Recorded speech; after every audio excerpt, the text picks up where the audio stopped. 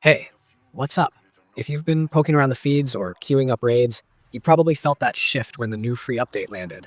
It's the one that brings the No Man's Land content and a fresh operation, along with a pretty hefty sweep of balance and fixes. I want to walk you through what matters for players who actually run missions, test builds, and care about how the game feels when you're cutting through hordes or trying to keep a squad alive. And I'll keep it as straight and useful as I can, while still sounding like we're talking this out over a couple of runs. The headline is simple: new mission content plus a broad balance pass, but the texture underneath that is where the fun and the headaches are. The new operation and story pieces add more narrative beats and map variety, which means you'll see different choke points in pacing compared to older runs. And since the map design leans less claustrophobic in places, it changes how weapons behave and how you position for stagger or crowd control. On top of that, the update bundles UI tweaks and an expanded mission terminal, so some of the quality of life changes actually change your route through menus and how you plan a run before you even click accept. Balance is the second big pillar, and it's a mixed bag. Fat Shark landed a fairly large sweep that touches weapon families, talents, and numerous interactions that used to feel either too weak or a little broken.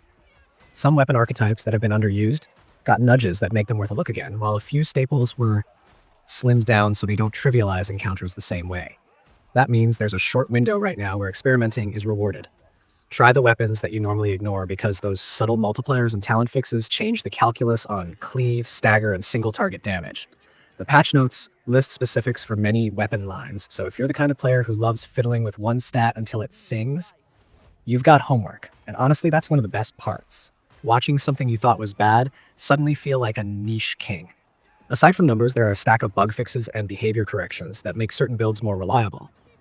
Talents that were behaving inconsistently have been patched in many cases, which reduces those frustrating "why didn't that proc" moments that can cascade into a wipe. Cosmetic fixes and tweaks to presentation are also in the mix, so some animations, VFX, and HUD elements read cleaner now. These aren't glamorous, but they make runs feel more intentional and less like the UI is fighting you. There's also a new Ogryn voice profile added, which is exactly the kind of small polish that helps characters feel like less of a placeholder and more like an actual presence inside the mission soundtrack. What this all means for how you play: if you lean into experimentation, you'll get the best immediate bang for your time. Try weapons you'd never considered and test how talents interact with enemy modifiers on the new operation. The map flow and enemy placement reward different approaches. And since some of the changes buff close quarters options, you might find a melee or hybrid loadout that outperforms a pure ranged one on certain objectives. Be mindful that a rebalanced weapon might shine in one map and feel middling in another, so base your impressions on a few runs rather than one lucky clear. Community reaction is already bubbling in forums and threads, with players comparing how the new modifiers and balance shifts affect the rhythm of fights. Some people are excited about new viable builds, others are already calling for tiny follow-up patches where things feel off. That's normal. Every big sweep attracts both love and nitpicks. For content creators or anyone who enjoys walking others through changes, the update is rich. There's a narrative hook in the new story content, mechanical hooks in the weapon and talent adjustments, and plenty of talk fuel from the community reaction. You can build a run that highlights a buffed weapon, or show a contrast run where an old favorite performs worse after tweaks. Visual fixes and HUD improvements make capture footage look neater, and that Ogryn voice profile is a small but noticeable touch if you like bits of personality leaking into the comms. The trick is to frame those comparisons so viewers understand which changes are mechanical and which are purely cosmetic. The patch notes themselves lay it out, and pulling those lines into practical demonstrations will show people what feels different in practice versus what's just a number change on paper.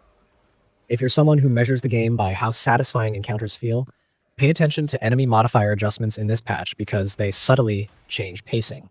Fights can swing from methodical to pressured, depending on whether new stagger or health curves are interacting with your chosen kit. And that's the sort of granular change that will reshape how you plan engagements. Also, be ready for the usual rhythm of post-patch hotfixes. Large updates expose edge cases, players report odd interactions, and the devs tend to follow up to smooth things out. There's a lot to enjoy here if you like the idea of relearning parts of the game and finding new synergies, and even if you end up preferring a previous state, the update's breadth means there's enough content, but something in the patch will click for you. So yeah, there's a lot packed into this one. New maps and story beats that shift how you move through missions, balance changes that invite experimentation, and a tidy stack of fixes and presentation improvements. Play around, test what feels different, and enjoy the small moments where a buffed weapon or a fixed talent suddenly clears a room with less fuss.